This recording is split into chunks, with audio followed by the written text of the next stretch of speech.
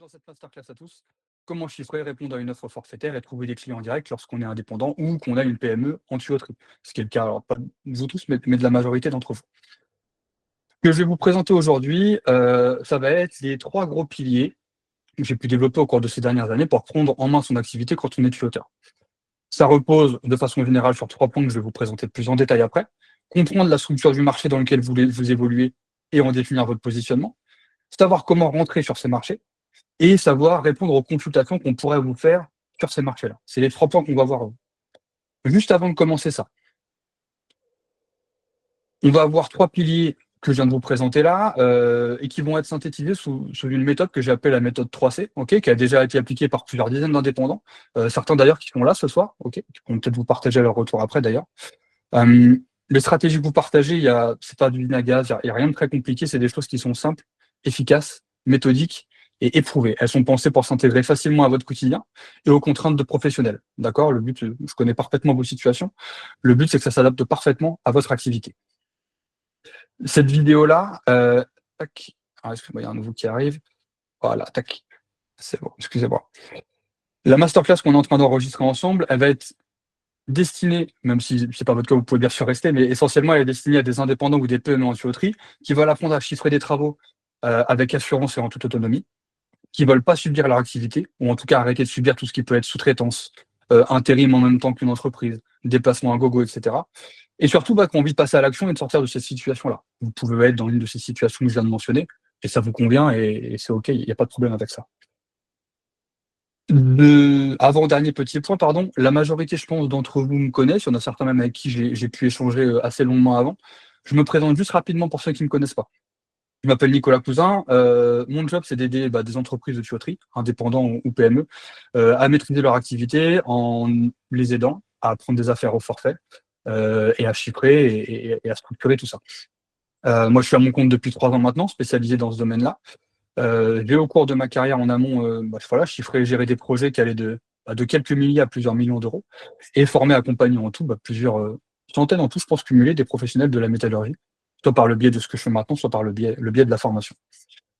J'ai aidé plein d'autres entrepreneurs, certains qui sont là. Alors j'ai balancé des prénoms comme ça pour les plus récents, mais c'est Alexis, Florent, Jérôme, Najim qui est là, Lucas, OK, qui ont pu partager, pu appliquer en tout cas tout ce que vous allez voir ce soir, toute la stratégie que vous allez voir ce soir, et qui sont voilà les bénéficiaires de ce que vous allez apprendre ce soir.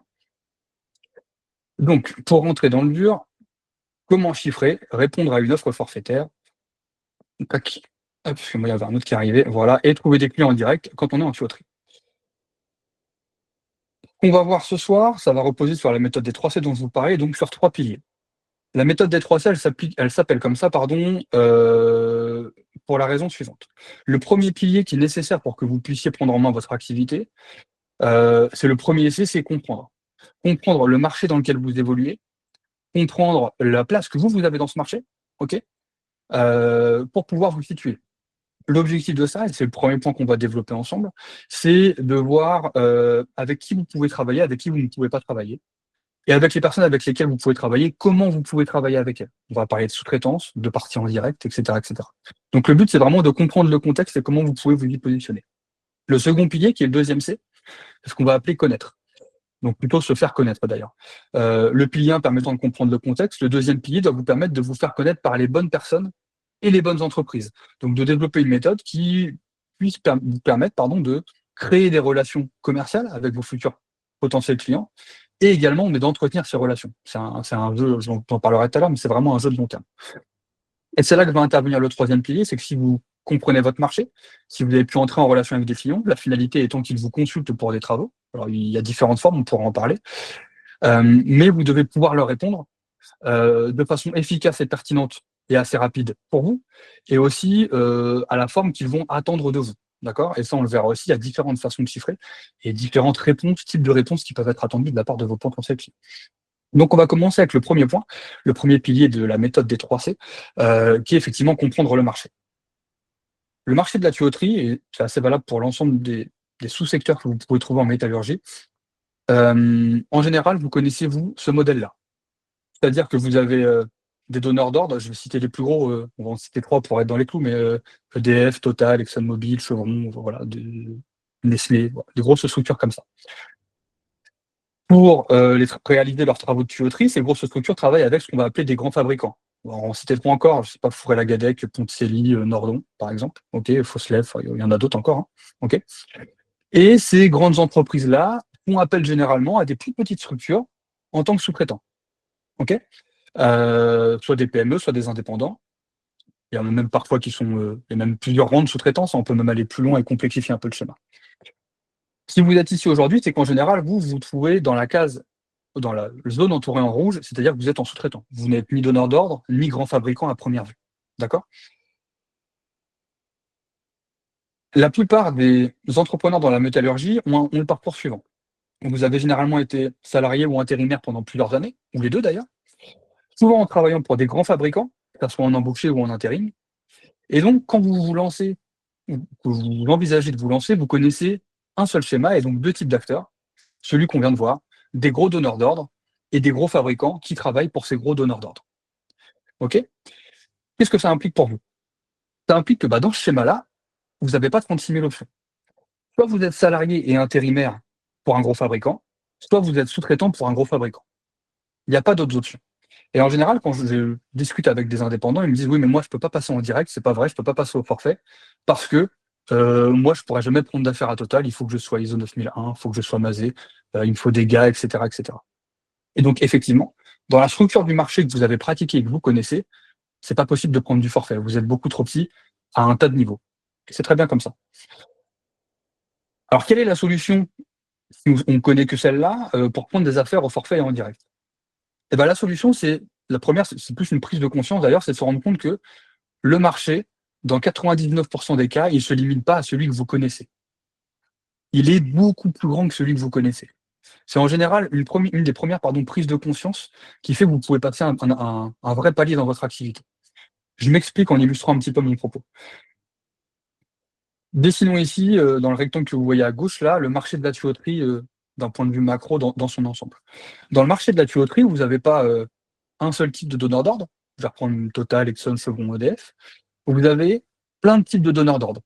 Vous avez des grands raffineurs, vous avez, des grandes usines agroalimentaires, mais vous avez aussi des petites brasseries, des petites usines agroalimentaires, des laboratoires, il y a des entre-deux entre tout ça.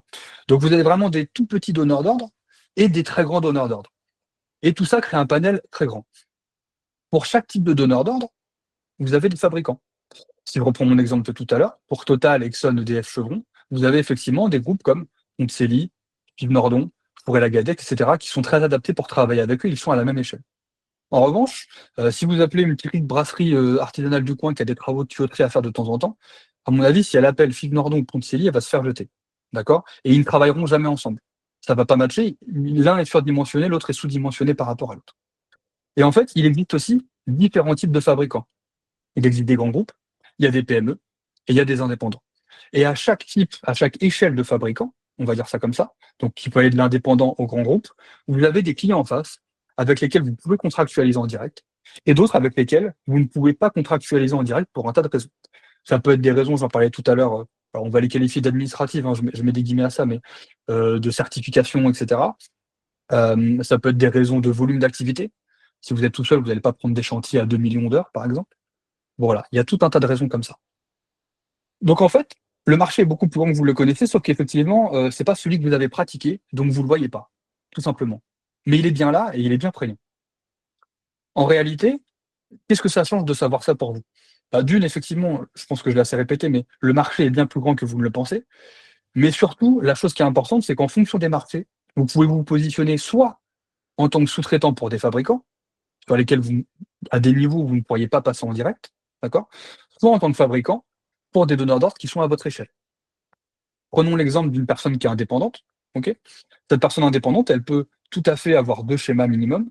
Ça va être travailler en direct et au forfait pour des tout petits donneurs d'ordre. Je mets tout petit encore une fois, je mets des guillemets, hein, c'est pour illustrer et travailler en tant que sous-traitant pour des grands groupes et des PME qui sont, une échelle au-dessus de lui. Une PME peut tout à fait faire travailler des indépendants en sous-traitants, faire de la sous-traitance pour un grand groupe et avoir des clients en direct. OK?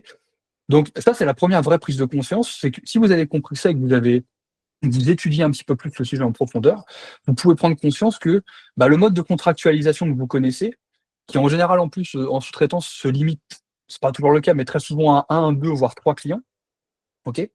C'est pas forcément très sain et c'est important de pouvoir jouer sur différents tableaux. Alors, contrairement à ce que j'entends parfois, je suis pas contre la sous-traitance à 100, mais je pense que ne faire que ça, c'est pas bon non plus, OK? Je vais en rajouter une, ne faire que ça pour un seul client ou 2 clients, c'est plus dangereux qu'autre chose à long terme et c'est souvent le cas de personnes qui peuvent venir vers moi, en tout cas, dans des moments entre guillemets «de détresse», je mets les guillemets, où ils se retrouvent dans des situations où ils perdent la main sur leur marché. Donc en résumé, par rapport à ça, vous avez forcément un marché qui va correspondre à votre région, à votre mobilité, à vos spécialités et à vos qualifications et habilitations. En gros, il y a un marché qui vous correspond. Alors bien sûr, il y a forcément des spécificités régionales, d'accord, si, vous allez, je sais pas, vous allez en Alaska, et vous me dites: «Ouais, bah, j'ai pas trouvé de boulot», bon, 1re vue, ça va être à peu près normal.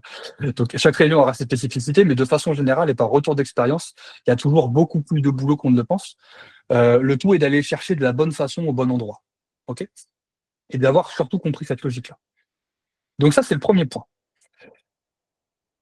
L'objectif de tout ça, c'est de se dire que, bah, vous avez forcément un marché où vous allez pouvoir vendre vos prestations à leur juste valeur. L'idée, c'est que dès que vous êtes en sous-traitance, en rang 1, 2, 3 ou 4, je discutais la semaine dernière avec un indépendant, il est sous-traitant de sous-traitant de sous-traitant. Alors je crois que c'est le max légal, j'ai même un doute là-dessus. Mais quand on pense à tout ce qu'il y a entre 2, bon, est-ce qu'il est vendu à sa juste valeur? J'en suis pas certain. Hem, L'objectif aussi est d'avoir des relations plus saines avec des clients qui vous reconnaîtront pour vos qualités, OK, humaines et professionnelles. En général, quand vous passez en sous-traitance, vous avez toujours l'image, auprès des clients finaux des entreprises pour lesquelles vous travaillez et pas celle de votre entreprise. Et ça, c'est un élément important dans votre développement aussi. D'avoir un peu d'affaires en direct, ça permet ça. Et enfin, vous maîtrisez vos relations commerciales.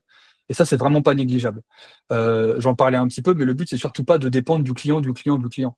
Si le fait que vous ayez du job, dépend que le donneur d'ordre de la personne qui vous sous-traite lui file du boulot, vous êtes pas vraiment en maîtrise de votre activité. On n'y est jamais à 100, mais il y a quand même des schémas un peu plus vertueux sur le long terme que celui-là. Mais comprendre ça, c'est une première porte d'entrée, pardon, mais ça va pas être suffisant. C'est là que va intervenir le second pilier qu'on voit ensemble, le deuxième C, c'est, savoir comment entrer sur ces marchés, trouver vos clients idéaux pour prendre des affaires au forfait. Alors ça peut être valable aussi pour de la sous-traitance, cette partie-là, mais la finalité en général est surtout celle-là. Bref, vous faire connaître pour les bons acteurs, c'est le deuxième C, vous faire connaître. Si vous comprenez le marché, à première vue, vous pouvez trouver à quel genre de public vous voulez vous adresser et comment vous pourriez contractualiser avec eux. C'est ce qu'on a vu. C'est des hypothèses de départ, mais en général, elles sont plutôt plus que valables.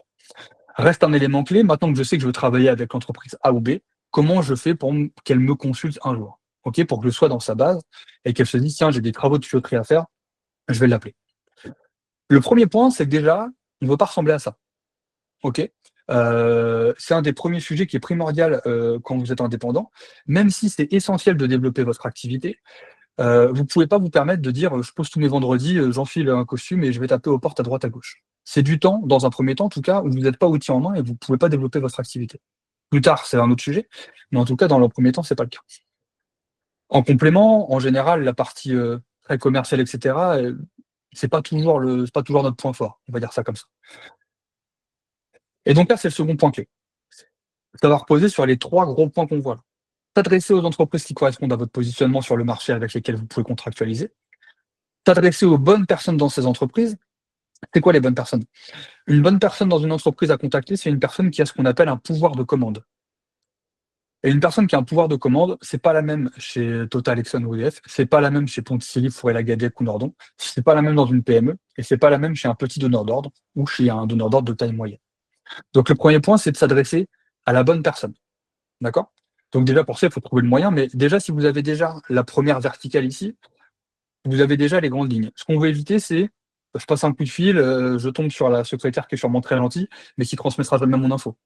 Je viens en direct, je pose un flyer, il va finir à la poubelle ou en dessous de, l'usine nouvelle. Bon voilà. C'est tout ce genre d'éléments qu'on veut éviter. Le second point, une fois qu'on a identifié, la personne qui est susceptible de nous passer commande, donc qui a un pouvoir de commande, hein, c'est le terme exact, l'idée c'est de les contacter de la bonne façon. Alors, je ne pourrais pas tout développer là, mais oui, il y a plusieurs façons de contacter des potentiels clients. Vous pouvez les contacter physiquement, vous pouvez les contacter par téléphone, vous pouvez les contacter par mail, vous pouvez les contacter par courrier, vous pouvez les contacter sur les réseaux sociaux. Il y a tout un tas de canaux pour entrer en contact avec eux. Chaque canal a ses avantages et ses inconvénients et au-delà du côté objectif qu'on peut retrouver sur chacun de ceux-là, il y en a qui vous conviennent mieux que d'autres, individuellement. Et c'est important, que vous soyez à l'aise avec cette démarche-là. Pourquoi? Parce que le fait de trouver vos clients, de développer votre activité et de façon générale tous les sujets qu'on est en train d'aborder ce soir, c'est un jeu de long terme. Ça sera jamais un sprint de 15 jours, ça sera jamais un coup d'un mois, c'est un jeu de long terme pour votre activité. Donc il faut que vous alliez sur les terrains avec lesquels vous êtes le plus à l'aise, à minima le moins pire comme on dit, mais en tout cas avec où vous êtes le plus à l'aise. Si vous êtes ouvert à tout, alors c'est parfait, mais c'est important de comprendre ça. Et enfin, l'autre point, j'en parlais tout à l'heure, mais c'est important de le faire aussi avec une méthode qui corresponde à votre rythme d'entrepreneur et à votre alors je mets en entrepreneur, mais c'est au rythme d'homme aussi. On a tous une vie de famille, on a une entreprise à gérer à côté, les 2 en même temps, voire d'autres choses pour certains. L'idée, c'est pas de remettre en cause le fonctionnement de tout le reste. Le but, c'est pas de se dire, «Je vois pas mes gosses le samedi parce que je dois prospecter». Le but, c'est pas de se dire: «Bon, bah, je travaille que 4 jours par semaine, pas pour passer du temps avec ma famille, mais parce que je dois prospecter». Le but, c'est pas de faire ça. C'est d'intégrer tout ça dans un environnement qui soit sain pour vous. L'objectif de tout ça, en le matérialisant, c'est de créer pour vous un plan d'action commercial sur mesure que vous puissiez appliquer, je ne vais pas dire au quotidien, mais en tout cas de façon récurrente. Ça peut être hebdomadaire, bimensuel ou mensuel. Il faut qu'il corresponde aux points mentionnés précédemment, à vos contraintes, et cetera. Qu'il soit, j'insiste là-dessus, tenable sur le long terme et surtout écologique, je mets entre guillemets, pour vous et votre activité. Trop souvent, je vois des gens qui me disent: «Ouais, ben en fait, j'ai commencé à prospecter, j'ai à chercher du monde». Je dis: «Comment tu as fait?» «Bah, j'ai envoyé 10 mails». «OK, et après?» «Et après, il s'est rien passé». Et c'est un jeu de long terme, tout simplement. Il y en a qui sont là, ce soir parmi nous, ils pourront peut-être témoigner après s'ils en ont l'envie. Mais quand ils ont appliqué la méthode qu'on a vue ensemble, c'est pas en envoyant un jet de 10 messages que ça a marché. Ça s'est fait sur du long terme avec tout ce qu'on voit ensemble. L'objectif étant pour vous de créer et d'entretenir, j'insiste bien sur le «et», des relations commerciales avec vos potentiels clients. D'accord? La création et l'entretien sont 2 choses extrêmement importantes. Elles sont extrêmement importantes pourquoi? Parce que la probabilité pour que vous entriez en contact avec une entreprise et qu'elle vous dise: «Ah super, j'ai un boulot pour toi demain à 5 kilomètres de chez toi et qui va te prendre 1 an», elle est extrêmement faible. Le but, c'est pas d'avoir un job tout de suite. Le but, c'est que l'entreprise pense à vous le jour où elle aura un job. D'accord? D'où l'importance de bien cibler parce que si vous perdez du temps à cibler les mauvaises personnes, ils ne vous appelleront pas tout simplement et vous allez perdre du temps et de l'énergie. Donc il faut créer ces relations, il faut les entretenir, et après entre guillemets vos compétences techniques font le reste et votre relationnel aussi peut travailler là-dessus. Une phrase qui est extrêmement importante à retenir là-dessus, et je le répète assez souvent, c'est un marathon, c'est pas un sprint, c'est vraiment un jeu de long terme, et j'insiste là-dessus, au-delà d'être un jeu de long terme, heu, c'est pas une démarche à entamer quand vous avez besoin. Encore une fois, ça m'arrive presque un peu trop souvent, mais le côté, j'étais en mission, vous êtes en mission, il y en a peut-être parmi vous, de sous-traitance chez un ou 2 clients uniquement. La mission s'arrête et vous voulez que ça démarre tout de suite et c'est super, mais en général, c'est pas le bon timing. Le bon timing, c'est quand tout va bien. Vous pouvez le faire de façon à votre rythme, tranquillement, développer votre entreprise sur le long terme. D'accord? Donc c'est vraiment un marathon, pas un sprint. L'idée, c'est qu'une fois qu'on a fait ça, qu'on a construit notre plan d'action commercial sur mesure sur le long terme, au fil du temps, on va pouvoir, avoir des ressources de certains clients et consulter petit à petit et le schéma va grossir au fil de l'eau en fonction de l'intensité que vous voulez y mettre et de là où vous voulez aller.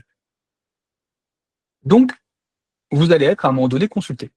Ça va être le 3e C, ça va être savoir chiffrer vos travaux. Maintenant que vous avez compris le marché et que vous avez la stratégie pour vous faire connaître et être consulté, il reste un point crucial, c'est savoir répondre à ces consultations. OK? Et répondre à ces consultations, ça veut dire 2 choses. Ça implique de savoir répondre sur le fond, c'est-à-dire de savoir chiffrer, rendre un prix, estimer un prix pour les prestations qu'on vous a demandées, qu'elles soient en sous-traitance, au forfait ou des petites variantes entre les 2, pardon, mais également sur la forme, c'est-à-dire répondre d'une façon qui sera attendue par votre client. Je vais y revenir un petit peu après. En fonction des clients auxquels vous vous adressez, il peut y avoir différentes formes de réponses qu'on attendra de vous, d'accord? Qui peuvent être plus ou moins, alors certains, c'est un prix unique, global, forfaitaire. Pour d'autres, c'est du prix détaillé, et cetera, et cetera. Il y a plein de variables qu'on va voir juste après. Dans les 2 cas, que ça soit pour le chiffrage ou sur la forme, c'est 2 sujets où vous devez être 100 autonome. Il y a pas pour moi, il y a pas de nuance entre les 2, c'est indispensable. D'une, pour être en maîtrise de votre activité, mais c'est pas la seule raison. Si vous voulez pas passer, 15 ans à chiffrer chacun de vos travaux, si vous voulez pas vous gratter la tête à chaque fois que vous avez un devis qui tombe, il faut que vous structuriez tout ça et que vous ayez des méthodes qui soient clairement précises pour faire ça. Le problème qu'on a, c'est que, historiquement, le sujet du chiffrage, tout le monde pense que pour y arriver, pour être capable de chiffrer, il va vous falloir des décennies, et je suis gentil, d'expérience, que malgré ça, vous aurez toujours, serez toujours rongé par les doutes à chaque chiffrage que vous feriez, qu'avec ça, ça sera peut-être même pas suffisant et qu'en complément, de toute façon, c'est une, compétence entre guillemets «secrète» et il y a aucun ancien qui vous la partagera, ni pas ancien d'ailleurs, personne vous la partagera. D'accord? C'est une sorte de boîte de Pandore dans le milieu. Pourtant, c'est pas vrai. Il y a 3 grandes méthodes qui existent pour chiffrer et vous devez maîtriser les 3, tout simplement. La première méthode, c'est, je pense, celle que vous utilisez tous. C'est ce qu'on va appeler, la méthode empirique. OK? La méthode empirique, qu'est-ce que c'est? C'est la plus utilisée tout simplement, c'est celle qui repose sur l'expérience. Vous avez une expérience en tuyauterie, vous allez visiter, un chantier, vous regardez le job, vous dites: «Bon, allez, si je prends un gars avec moi, j'imagine qu'il y en a peut-être pour 4 jours, 5 jours, bon entre 3 et 5 jours. Tout seul, j'en aurais peut-être pour tant de temps» et au doigt mouillé, à l'expérience, au ressenti, ce qui est rien de péjoratif, attention, c'est très bien, vous faites une estimation à peu près comme ça. En termes d'estimation de temps, ça peut marcher, parfois un peu moins, parfois un peu plus, c'est très variable, il y a pas vraiment de règle. Il y en a qui y arrivent très bien, mais c'est pas très gén on peut pas généraliser là-dessus et surtout, ça nécessite des années d'expertise technique, mais surtout des années d'expertise en chiffrage avant de pouvoir faire ça. Ça a des avantages, ça a des inconvénients. L'avantage, c'est que quelqu'un qui maîtrise ça, alors en général, des années d'expérience technique et des années d'expérience de chiffrage, mais c'est rapide et ça peut être assez précis. Mais effectivement, ça nécessite, plusieurs décennies. Les problèmes qu'on va avoir, c'est que dès qu'on va arriver sur des plus gros volumes, ça devient très compliqué à traiter. On a une très mauvaise traçabilité puisqu'en fait, rien ne repose sur quelque chose de méthodique. Donc on va noter sur un coin de feuille, bon bah, j'ai noté 4 heures plus 8 heures plus 5 heures plus, quelques euros à droite à gauche. Ça nécessite des années d'expérience et on a surtout toujours un doute. Pour moi, la méthode empirique, et je vais en parler après, malheureusement souvent, 80 de vos estimations, de vos chiffrages au sens globaux reposent là-dessus et 20 sur des combines qu'on vous a données. Le vrai ratio, ça devrait être l'inverse, c'est 80 dans la méthode, 90 même, et 10 c'est votre expérience qui vient faire les ajustements. Donc, c'est une valeur, votre expertise là-dessus, votre côté empirique qu'il faut absolument garder, c'est indispensable, mais elle doit être là pas pour construire votre chiffrage, mais pour l'affiner au dernier moment. C'est vraiment ça le sujet. Ça, c'est la première méthode, la méthode empirique. La seconde méthode que vous devez maîtriser, c'est ce qu'on appelle la méthode par ratio. Certains d'entre vous les connaissent peut-être.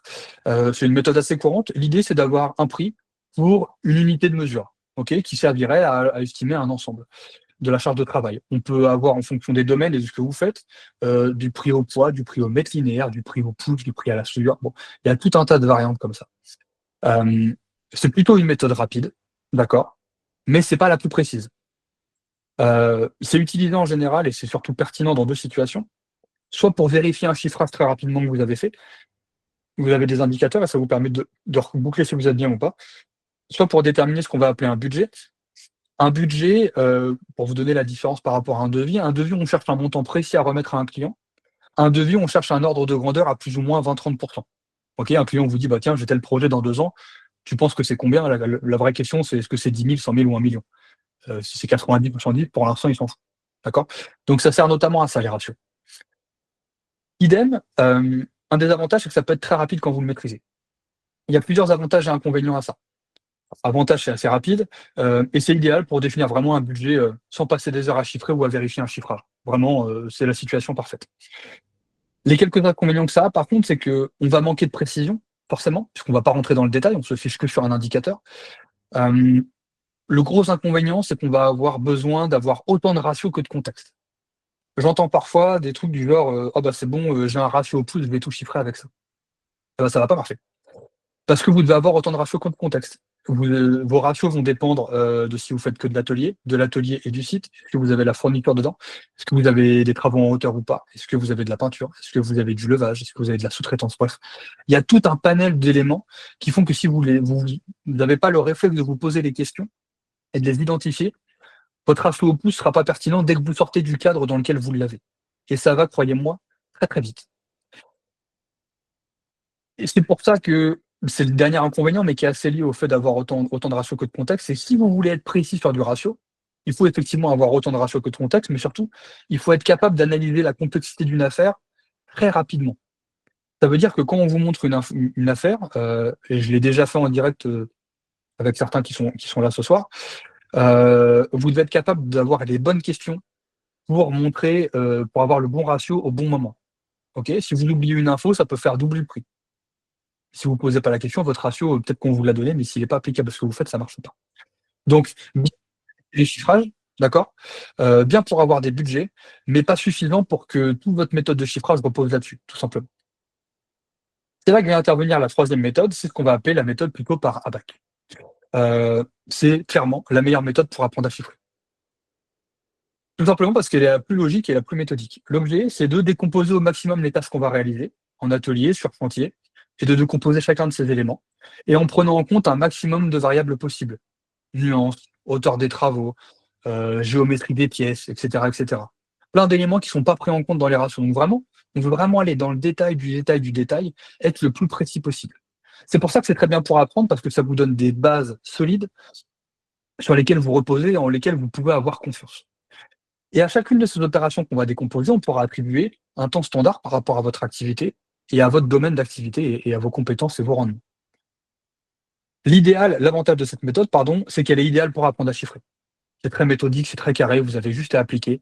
En quelques semaines, vous pouvez maîtriser l'élément à 80-90% sans souci. À côté de ça, en plus, on a une excellente traçabilité. Le chiffrage étant très méthodique, en fait, on peut facilement revenir dessus et mettre à jour une partie. Je vais prendre l'exemple de l'empirique.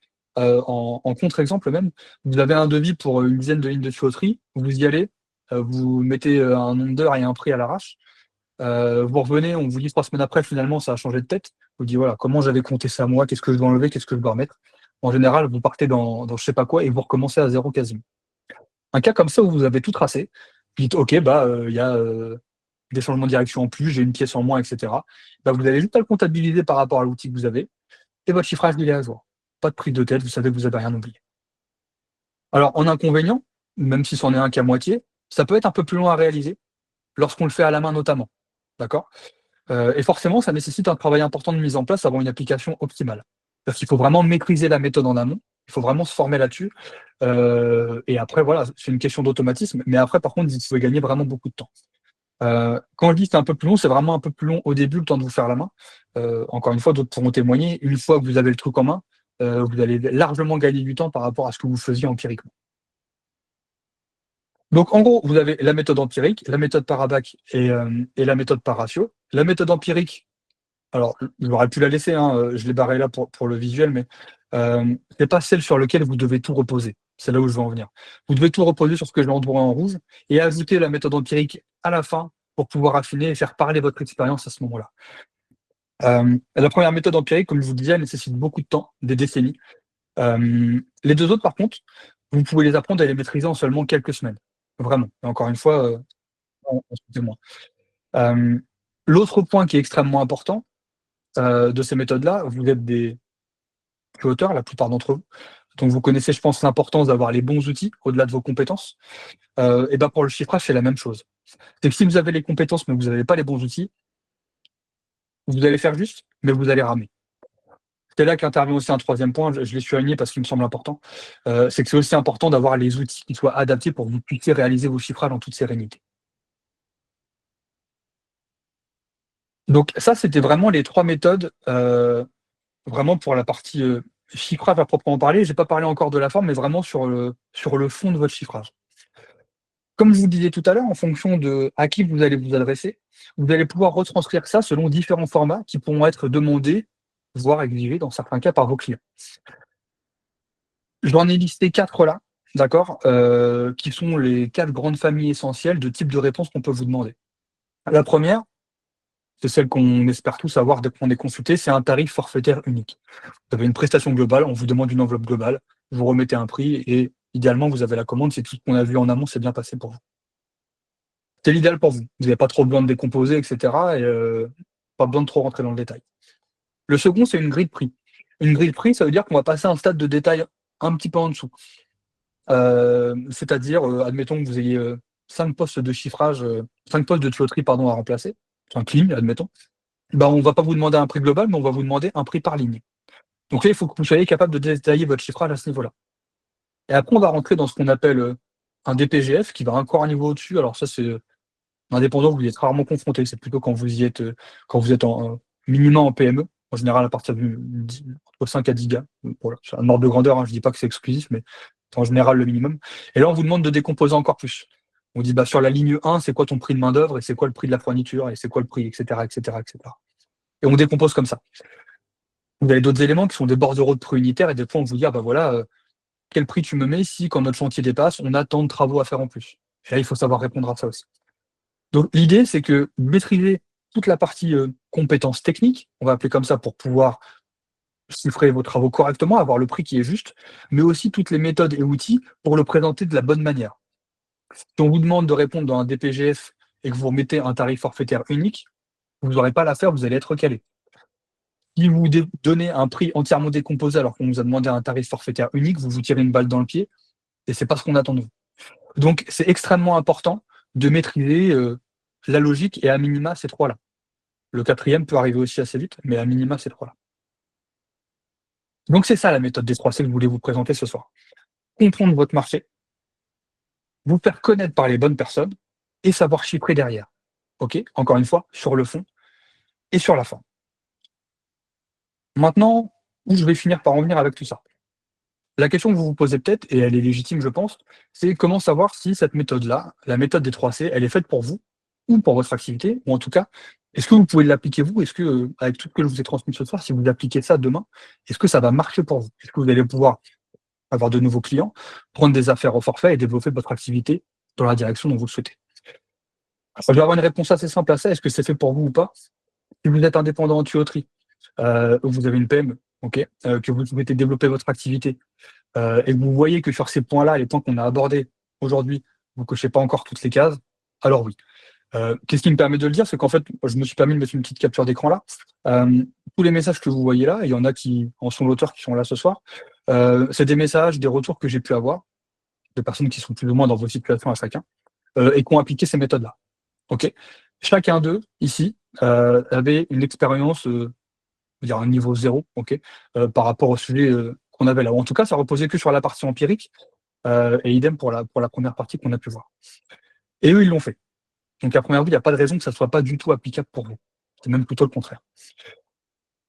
Et donc comme eux, en appliquant cette méthode-là, vous pouvez dès maintenant apprendre à chiffrer vos travaux de façon méthodique, en toute tranquillité, et encore une fois, je le répète, en quelques semaines, trouver des entreprises qui vont correspondre à votre activité et savoir exactement où aller pour développer votre activité. Donc, si on résume tout ça en une phrase, c'est vraiment prendre les rênes de votre activité. Arrêtez de subir tout ça, avoir les bons outils et les bonnes compétences pour pouvoir dérouler. Qu'est-ce que ça va changer pour vous concrètement si vous passez à l'action et que vous appliquez cette méthode-là? En gros, chaque journée, vous allez savoir que vous allez démarrer votre journée dans la direction que vous désirez. Et arrêtez ce genre de questions. Je le connais, je suis à mon compte aussi et je connais ces situations-là. Je suis confronté au quotidien de se dire ah, il faudrait que, j'aimerais bien que, etc. Vous savez que vous êtes dans la bonne direction et surtout que vous avez les outils et les méthodes pour. Vous avez maintenant toutes les clés en main, vous avez toutes les méthodes, vous avez tous les outils et vous avez maintenant toute la stratégie que je vous ai donnée ce soir pour faire votre quotidien d'entrepreneur, tout simplement celui que vous voulez. Et vous avez aussi toutes les compétences nécessaires, c'est important, pour mener cette mission-là, je répète, en toute sérénité, sans vous creuser la tête à chaque fois. Donc maintenant, par rapport à ce que je vous ai présenté ce soir, et c'est important pour moi de le noter, il y a deux points qui me semblent importants. Et deux options qui vont se présenter à vous, tout simplement. Bah, la première, c'est que vous tiriez, je l'espère en tout cas, un maximum d'infos de ce que j'ai pu vous dire au cours de ces 40-45 minutes, que vous puissiez l'appliquer dans la mesure du possible dans le cadre de votre structure, ce que j'espère, et que vous décidiez de se dire, bah écoute, j'en ai eu assez pour ce soir, je pense avoir assez d'infos pour y arriver seul, et vous allez continuer d'essayer tout seul ou d'attendre encore un peu en espérant que les choses bougent en amont. Ou alors il y a une deuxième possibilité qui s'offre à vous, bah, c'est concrètement de passer à l'action. OK? De vous dire que vous voulez vraiment entreprendre ce chemin-là.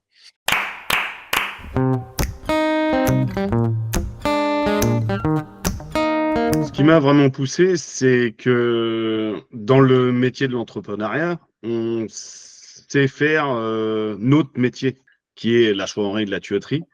Mais il y a plein de jobs dans une société qu'on ne connaît pas forcément. Bah parce que complètement incompétent dans le domaine du chiffrage. Donc curiosité.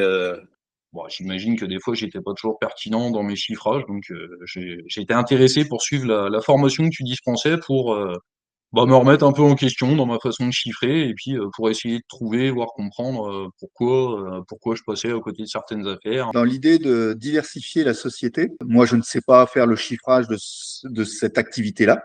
Et donc, c'était le bon moyen pour nous que j'apprenne à faire les chiffrages adéquats pour obtenir des marchés.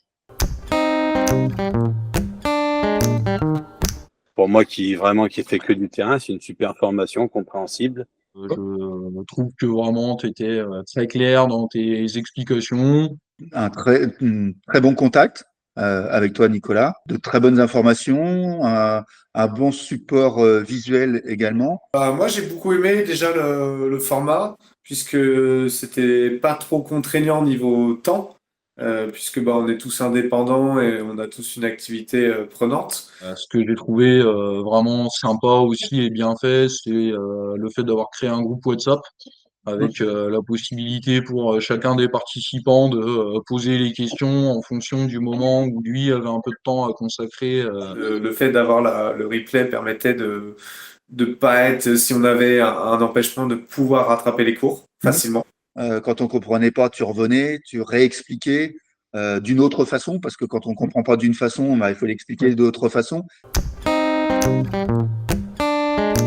Simple, efficace, très lisible. Assez simple pour un gars qui a jamais fait de bureau comme moi. C'est assez simple. Très pédagogique et vachement très progressif dans le sens, on va pas dans tous les sens, quoi. Et c'était crescendo, donc c'était relativement simple au début, jusqu'à des moments un peu compliqués. On n'a pas eu de soucis, en tout cas, on n'a pas été laissé à l'abandon, quoi. On a été plutôt bien suivis d'ailleurs, c'était cool.